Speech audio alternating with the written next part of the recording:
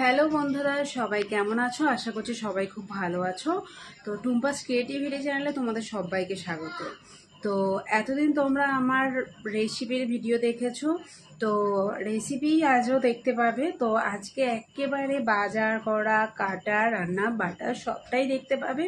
তো এই ধরনের ভিডিও যদি তোমরা পছন্দ করে থাকো অবশ্যই কমেন্টে জানিও। তো এবার থেকে তাহলে এরকম টাইপসেরই ভিডিও আমি তোমাদের সাথে শেয়ার করব। তো চলো আজকের ভিডিওটা পুরোটা দেখতে থাকো, আর ভালো লাগলে লাইক, কমেন্ট আর বন্ধুদের সাথে শেয়ার করে দিও, আর আমার চ্যানেলটাকে সাবস্ক্রাইব করে আমার সাথে থেকো। তো চলো পুরো ভিডিওটা শুরু করি। সকাল সকাল বাজারে গিয়ে আজ নিয়ে নিয়েছি ভোলা মাছ। তো ভোলা মাছগুলো দেখলাম বেশ তাজা আছে, দোকানদারকে দিয়ে মাছগুলো কাটিয়েও নিলাম। আর মাছটা নিয়ে সোজা চলে গেলাম মাংসের দোকানে। 1.5 কেজি মতো মাংসও নিয়ে নিলাম, আর মাংসগুলোও দোকানদার খুব সুন্দর করে পিস করে দিল।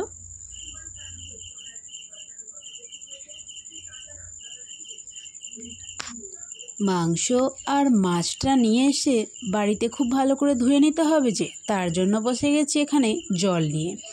তো দেখো মাছগুলোও এখানে রয়েছে, এগুলোও পরিষ্কার করে নিয়েছি। এবারে মাংসগুলোও ভালো করে ধুয়ে নেব। তো এখানে দেখো সব পরিষ্কার করা হয়ে গেছে। মাংস থেকে সলিড পিসগুলো আলাদা করে নিয়েছি, এগুলো অন্য দিন অন্য কিছু করে নেব। তো এবার বসে গেছি আলু কাটতে। তো বন্ধুরা, আজকে চিকেন রেসিপিটা আমার মা বানাবে, তাই ভাবলাম চিকেন রেসিপিটা না, আজ মাছটা আমি বানাবো, সেটাই তোমাদের সাথে শেয়ার করব।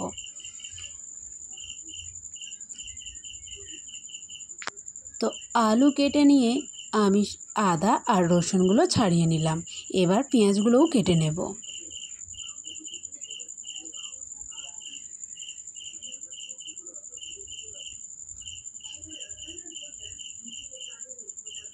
এবার আদা আর রসুনগুলো ভালো করে শিলনোড়ায় বেটে নেব। তো তার জন্য শিলনোড়ায় আদা রসুন নিয়ে বসেই পড়েছি, দেখতেই পাচ্ছ।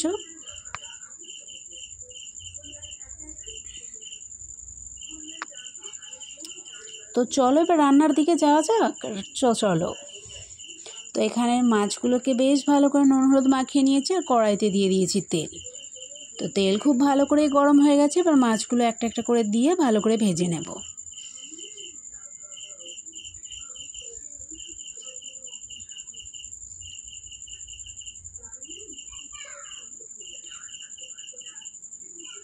তো সবগুলো মাছ খুব ভালো করেই ভাজা হয়ে গেছে, মাছগুলোকে এবার আমি তুলে নেব। তো ওই তেলের মধ্যে দিয়ে দিয়েছি আমি 5 ফোড়ন। ফোড়নটাকে একটু ভাজা ভাজা করে নেব।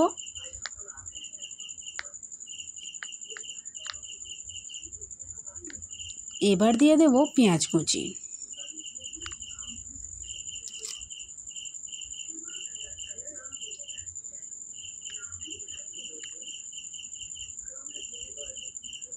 তো এই রেসিপিটা একদম শুকনো শুকনো হবে, তো এখানে কোনো আলু আমি ইউজ করব না।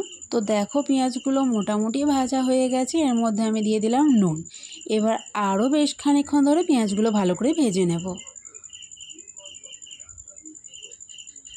তো এই রেসিপির জন্য এখানে দেখো আমি নিয়ে নিয়েছি হলুদ গুঁড়ো, লঙ্কা গুঁড়ো আর কাশ্মীরি রেড চিলি পাউডার। এটাকে আমি জল দিয়ে একটা মিক্সচার বানিয়ে নেব।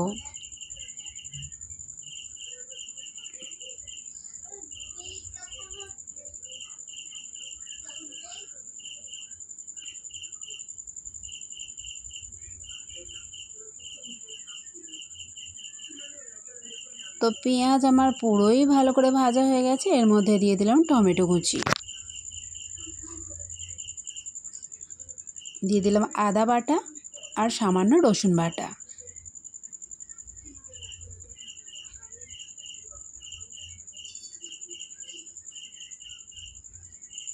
এর মধ্যে এবার ওই মশলা গোলানো জলটা দিয়ে দিলাম। এবার এই মশলাটাকে খুব ভালো করে কষে নিতে হবে। তো এই মশলা কষানোর মধ্যেই আমি অ্যাড করব ধনে পাতা।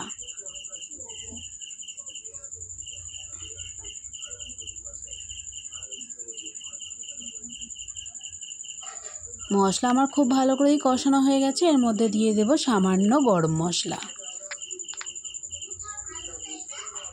এবার দিয়ে দিলাম পরিমাণ মতো জল। খুব বেশি জল দেব না, কারণ গ্রেভিটা একেবারেই শুকনো শুকনো রাখবো। তো ঝোল খুব ভালো করেই ফুটে গেছে। এবার দিয়ে দেবো ভেজে রাখা ভোলা মাছগুলো। তো মাছটা দিয়ে 5 মিনিট মতো ফুটিয়ে নেব।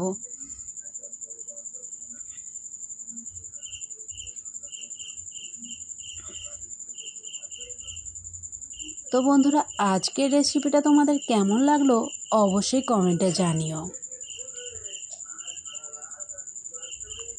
তো রান্নাবান্না তো হয়েই গেছে। দেখো এখানে রয়েছে পেঁপে ভাজা, রয়েছে মাংস, আর আমার বানানো ভোলা মাছের ঝাল। উফ, ভোলা মাছের ঝালটা যা হয়েছে না,